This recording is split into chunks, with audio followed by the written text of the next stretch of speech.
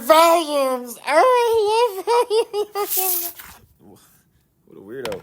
Okay, this is the base of a solid is in the region in the first quadrant, bounded by this graph. It's a simple graph, and the x and y axes for these boundaries.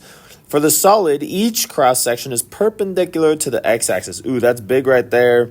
As soon as we know we're perpendicular to the x-axis, we know that we're going to integrate with respect to x. And if we're going to integrate with respect to x, that means we need a function defined with x. And we got that. We got that right. Where'd it go? Where'd it go? Right here, cosine x. Woo! Okay.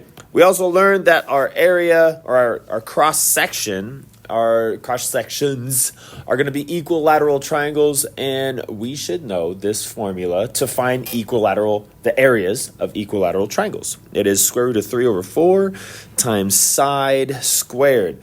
Now you all know your formulas. Now this formula is an integral with respect to x because we're perpendicular to the x-axis, so we need a lower bound and upper bound. From the x-axis, we need an area function, and then boom shakalaka, we can find the volume. I thought it said volume. No, volume. Okay, so let's set it up.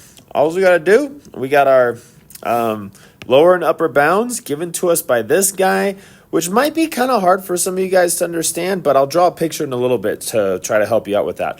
And then I put my scalar on the outside because if he doesn't have to be in the integral, let's not muddy the waters. Let's leave him out here. And then we have our side squared. Now, the side has to be written as a function of x. We can't have an s right here. So that's where this guy comes in, the cosine x. So I'm going to throw in my cosine x, because that defines the length of my side. I did not square it. Oh, shoot. I need to square it.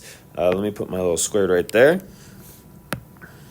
And now I got to throw this bad mamma jamma into a graphing calculator or Desmos. I plugged it into Desmos. This is what I got. And then we find our answer. Yay! All right, let me help you guys visualize this sucker if you're still having a hard time understanding it. But let me talk really quick about how I plug this into the Desmos graphing calculator. I did use lots of parentheses. Always put parentheses around your integrand. Since I'm squaring cosine, I put the squared on the outside. You can put the squared right there because that's very common right after the cosine. Just make sure you're still getting the same number I am. And as I stated earlier, I forgot to squared. If you forget the squared, you get a different answer. You actually get this guy right here. You get B. So they're anticipating you making that mistake. Be careful with that. All right, let me give you a visual. All right, so we all know what cosine looks like. It is a function that goes up and down between 1 and negative 1.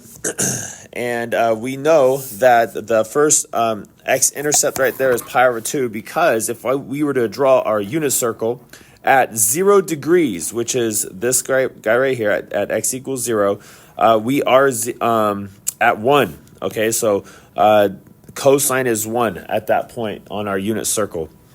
Next, if we go up to pi over 2, that's the first spot where we see cosine becoming 0. And therefore, we know this is pi over 2, right? The x-intercept. All right, so this is the region where our solid is lying. And our cross sections, they're equilateral triangles. They would be inside, and they would look like this right there. Okay. Now, what I did right here is I just chose an arbitrary x. You could choose an x anywhere on here, right? Over here, the triangle would be much smaller. But if I choose that x, this is about what my triangle will look like, and that is popping off the page. Okay, so that's your visualization, your formulas, your integrals. That's how it's done.